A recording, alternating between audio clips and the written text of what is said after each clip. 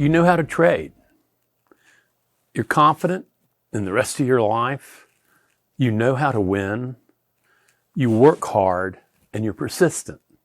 Yet you trade, and all of a sudden, all that knowledge that you've acquired over the years just blows up in your face, and you start doing really dumb, stupid things again, and again. What gives? I like to think of this as one of the big, huge barriers, one of the big, huge transitions in trading. The first thing that a beginning trader has to do is they have to build knowledge. They have to know about how to trade with an edge. And usually that takes 2 to 3 years. So they get there and they say, I'm working on this goal. I know what the goal is. I'm studying hard. I've got really good teachers, and I'm learning.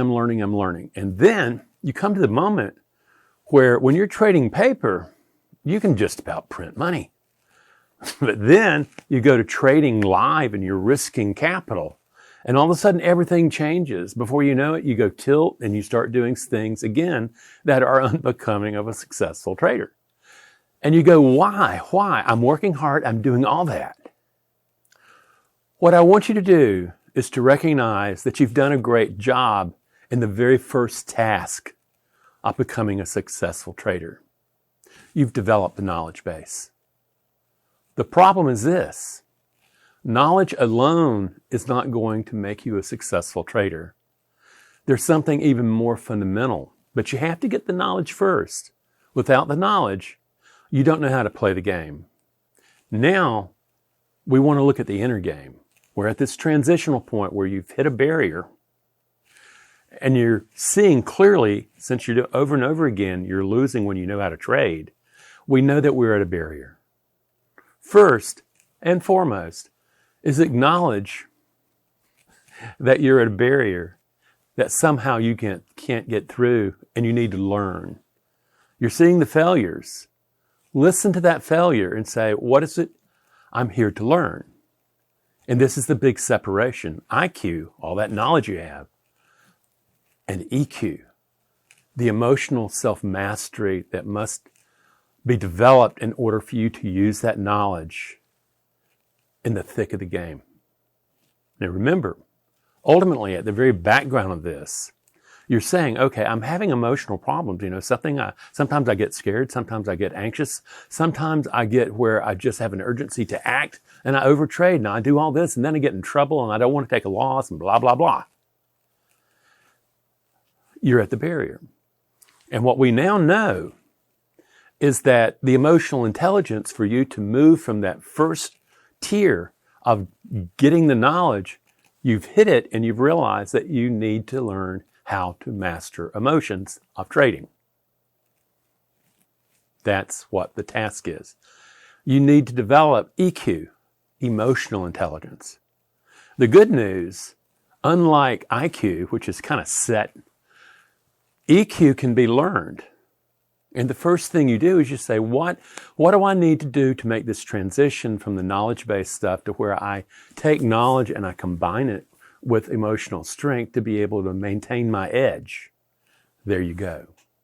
The very first thing, understand this. What's really happening to you is that all that knowledge is being just simply hijacked. You carry with you a deeply primitive brain from hundreds of thousands and millions of years ago. Remember, chimpanzees, a great ape, and us, another great ape, have 98% matching in their DNA. We're almost kissing cousins. That also means if you take a look at chimpanzees, I'm not saying we evolved from chimpanzees. We had a common ancestor. But if you take a look at chimpanzees, they're very violent. They're very impulsive. They don't think things through. It sounds a lot like us. We carry a lot of traits like chimpanzees as a group, and particularly when we're stressed. We go back to that primitive caveman brain of ours, and suddenly we have a completely different interpretation. It's no longer knowledge that we're going to use. Yeah, I've got an edge, and all I have to do is this, that, and the other, and I know that I'm protected, blah, blah. No. What happens to the caveman doesn't know about all that knowledge. That caveman knows that he lives in a very dangerous world. Remember, there were lions, tigers, and bears. And besides that, they were inhabiting the same caves that we looked for. And it was very common for them to hunt us. So we had every right, our ancestors did, to be basically negative assessment machines where we would look across the African savanna, and for as far as the eye could see, we could see these bushes. And we made an assumption that there's a saber-toothed tiger behind every last bush. And that was highly effective for our survival. Okay? It worked really well. It became a state trait. We are nervous, we have anxiety proneness, and we have a negative assessment machine as a brain. Just look at the last time you beat yourself up. That's the negative assessment machine, okay? So you've come to that moment where, okay, now what I have to do is I really have to master an ancient brain that was built for success in very different terms than we are. That's the deal. And understand this. There is no escape from emotions. Okay? As long as we breathe, you have emotions. However, we may not have freedom from emotion, but through EQ, we can develop freedom of emotion. What we want to do now is we want to be able to say, you know something, I am going to learn first about emotions. Like for instance, unless you understand an emotion as a biological action potential, that in fact's job it is to coordinate action between you, the trader, and the environment, the trading world, okay? And that's exactly what they're going to do. They learn lightning fast, and once they learn, a circuit is developed, and it does not wait for a thinking brain to show up and tell it that, oh, this would be a good time to have fear. This is where you need to keep patient, blah, blah. No, it automatically fires without you even knowing about it as a thinking brain. So once we grasp, oh my gosh, so anytime there is a deviation to a standard pattern in my chart that I'm trading, there is by definition an emotion that opens up. Yes. And then what happens when you take a look at your face while you trade, or your shoulders, or your body? What you're going to notice is how much tension that you have as you trade. Just put a cell phone and record yourself. Get a mirror, look at yourself, and you're going to start noticing how much tension and how much you hold your breath. Right there is the first step. It's trying to show you, but you have to develop the eyes to listen. When you start going tilt, and then you start seeing the precursors to that tilt, just absolutely tunnel visioned, and then all the tenseness, that's when you figure out that breathing and muscle tension are in fact part of emotion. And you can have enormous impact simply by anticipating and realizing that, you know, when I start seeing a trade heat up and I get really near that entry moment, that I can get really cranked up. Well, what happens is when you're cranked up, it's actually called an emotional acceleration. The arousal of the emotions happening, that's the tension, that's the holding the breath, that's all that stuff. You can interrupt it. You can interrupt it. Diaphragmatic breathing is the first core skill that I teach. And I don't see a person until they've had enough time to work with breathing, with tension reduction, so that they are beginning to build a pattern that they can activate while trading. Otherwise, there's really nothing for us to talk about. Unless you can regulate that emotion, it's all lost up into that second. So now we go, okay, we know what an emotion is a lot better. We know that it has a component called arousal that we can interrupt voluntarily. We can automatically train ourselves when we first start feeling that stress. Instead of going like this and holding, we can say, oh, I need to be breathing diaphragmatically. And all of a sudden you start going, okay, and it would look like this. It's exactly what I train traders to do. Take a breath in all the way into the belly. Let it expand chest. Hold. Release slowly. As you release, let the tension in your body drain, drain, drain, until you're loose and limp, like a sleeping baby. I want you to notice how much the emotion collapsed and how more manageable it became. Now imagine that you were to train that so that when things started heating up in a trade, that you were there prepared for it and started breathing so that you didn't lose your thinking brain. Okay? So this is what we actually mean by how do you make the transition. But more than that, understand this. In emotional mastery, it's just not regulation. Regulation is something you have to do or you'll never get to the door of the mind. Where the real fun comes is that when you develop mindfulness and step back out of thought and recognize that you and your thoughts are not the same. In fact, you don't have thoughts. They're having you. And that has to stop. You have to stop being mindless if you're going to be a successful trader. And so you develop mindfulness, and that's one of the core things that I also teach. In that, you're stepping back.